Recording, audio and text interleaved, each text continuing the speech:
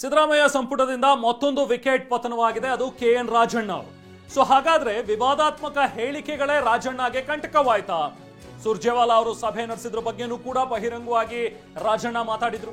ಅಧಿಕಾರಿಗಳ ಸಭೆ ನಡೆಸೋದು ಸರಿಯಲ್ಲ ಅಂತಾನೆ ಹೇಳಿದ್ರು. ಸೊ ಈ ವಿಚಾರ ಸುರ್ಜೇವಾಲಾ ವಿರುದ್ಧ ಆಕ್ರೋಶದ ಮಾತುಗಳನ್ನ ಆಡಿದಂತಹ ರಾಜಣ್ಣ ಶಾಸಕರ ಸಭೆ ಯಾಕೆ ಮಾಡಬೇಕಿತ್ತು ಅನ್ನುವಂಥದ್ದನ್ನ ಕೂಡ ಅವರು ಪ್ರಶ್ನೆ ಮಾಡಿದ್ರು ಒಂದು ಹಂತದಲ್ಲಿ ಹೋಗಿ. ಸೊ 5 DCM ಹುದ್ದೆ ಸೃಷ್ಟಿ ಕುರಿತಾಗಿಯೂ ಕೂಡ ಕೆಎನ್ ರಾಜಣ್ಣ ಮಾತಾಡಿದ್ರು. ಕೆಪಿಸಿಸಿ ಅಧ್ಯಕ್ಷರನ್ನ ಬದಲಾವಣೆ ಮಾಡಬೇಕು ಅನ್ನುವಂಥ ಒತ್ತಾಯ ಶುರು ಮಾಡಿದ್ದು ಕೂಡ ರಾಜಣ್ಣ ಅವರು. ಡಿಕೆಯನ್ನ ಬದಲಾಯಿಸಬೇಕು ಅಂತೇಳಿ ರಾಜಣ್ಣ ಬಹಿರಂಗವಾಗಿ ಆಗ್ರಹ ಪಡಿಸ್ತಾ ಇದ್ರು. ಹಾಗೆ ಸೆಪ್ಟೆಂಬರ್ನಲ್ಲಿ ಕ್ರಾಂತಿ ಆಗತ್ತೆ ಸರ್ಕಾರದಲ್ಲಿ ಅಂತಲೂ ಕೂಡ ಹೇಳಿಕೆಯನ್ನು ಕೊಟ್ಟಿದ್ರು. ಸೊ ಈ ಹೇಳಿಕೆಗಳು ಇದೆಲ್ಲದಕ್ಕಿಂತ ಬಹಳ ಮುಖ್ಯವಾಗಿ ಹೈಕಮಾಂಡ್ನ ಕಣ್ಣು ಕೆಂಪಗಾಗಿಸಿದ್ದು ಅಂತ ಹೇಳಿದ್ರೆ ಅದು ಮತಕಳ್ಳತನದ ವಿಚಾರವಾಗಿ ರಾಹುಲ್ ಗಾಂಧಿಯವರು ಒಂದು ಅಭಿಯಾನವನ್ನ ಆರಂಭಿಸಿದಾಗ ಆಗ ರಾಜಣ್ಣ ಅವರು ಕೊಟ್ಟಂತ ಒಂದು ಸ್ಟೇಟ್ಮೆಂಟ್.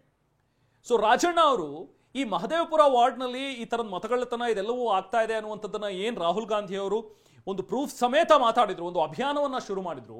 ಆ ಟೈಮಲ್ಲಿ ರಾಜಣ್ಣ ಅವರು ಹೇಳ್ತಾರೆ, ಸೊ ಈ ಥರದ ಒಂದಷ್ಟು ಘಟನೆಗಳು ಆಗಿರುವಂಥದ್ದು ಆಗ ನಮ್ಮ ಸರ್ಕಾರನೇ ಇತ್ತು, ಮತದಾರರ ಪಟ್ಟಿ ಪರಿಷ್ಕರಣೆ ಆದಾಗಲೂ ಕೂಡ ನಮ್ಮ ಸರ್ಕಾರ ಇತ್ತು. ಆಗ ಈ ಥರದ ಒಂದಷ್ಟು ಘಟನೆಗಳಾಗಿದೆ ಅಂತ ಹೇಳಿದ್ರೆ ನಾವು ಕೂಡ ಇದಕ್ಕೆ ಕಾರಣಕರ್ತರಲ್ವಾ? ಯಾಕೆ ನಾವು ಅವಾಗ ಮಾತಾಡಲಿಲ್ಲ? ಆಗ ಮಾತಾಡ್ಬಿಟ್ಟು ಈಗ ಯಾಕೆ ನಾವು ಇದ್ರ ಬಗ್ಗೆ ರಿಯಾಕ್ಟ್ ಮಾಡ್ತಾ ಇದ್ದೀವಿ? ಅಫ್ಕೋರ್ಸ್ ಇದ್ರ ಬಗ್ಗೆ ಒಂದು ಚರ್ಚೆ ಆಗಬೇಕು ಅಥವಾ ಇದ್ರ ಬಗ್ಗೆ ಒಂದು ತನಿಖೆ ಆಗಬೇಕು ಅನ್ನುವಂಥದ್ದನ್ನ ಮಾತಾಡಿದ್ರು. ಸೊ ಹೀಗೆ ರಾಜಣ್ಣ ಅವರು ಹೇಳಿದಂಥ ಈ ನೇರ ಮಾತೇನಿದೆ ಅದು ಆಟೋಮೆಟಿಕ್ ಆಗಿ ತಮ್ಮದೇ ಪಕ್ಷದ ಒಬ್ಬ ಮುಖಂಡ ರಾಹುಲ್ ಗಾಂಧಿ, ಲೋಕಸಭೆಯ ವಿಪಕ್ಷ ನಾಯಕರು ಅವ್ರು ಬಂದು ಇಲ್ಲಿ ಒಂದು ಅಭಿಯಾನವನ್ನ ಮಾಡುವಾಗ ನೀವು ಇಲ್ಲ ನಮ್ಮದೇ ಸರ್ಕಾರ ಇತ್ತು ಆಗ ಮಾಡ್ದಲ್ಲ ಈಗ ಮಾಡೋದು ಏನಿದೆ ಅಂತ ಹೇಳ್ತೀರಿ ಅಂತ ಹೇಳಿದ್ರೆ ಆಗ ನೇರವಾಗಿ ಅವರ ಅಭಿಯಾನವನ್ನ ಬೀಳಿಸ್ದಂಗಾಯ್ತು, ನೀವು ಅವರನ್ನ ಸಪೋರ್ಟ್ ಮಾಡ್ದಂಗೆ ಇರಲೇ ಇಲ್ಲ ಇಲ್ಲಿ. ಸೊ ಹಾಗಾಗಿ ಇವೆಲ್ಲ ಹೇಳಿಕೆಗಳು ರಾಜಣ್ಣ ಅವರಿಗೆ ಮುಳುವಾಯಿತು ಅನ್ನುವಂಥದ್ರಲ್ಲಿ ನೋ ಡೌಟ್. ಬಟ್ ಈಗ ರಾಜೀನಾಮೆ ಅಂಗೀಕಾರ ಆಗಿದೆ. ಈಗೇನ್ ಹೇಳ್ತಾರೆ ರಾಜಣ್ಣ ಅವರ ಮುಂದಿನ ನಡೆ ಏನಿರುತ್ತೆ ಅನ್ನುವಂಥದ್ದು ಬಹಳ ಕುತೂಹಲಕರ.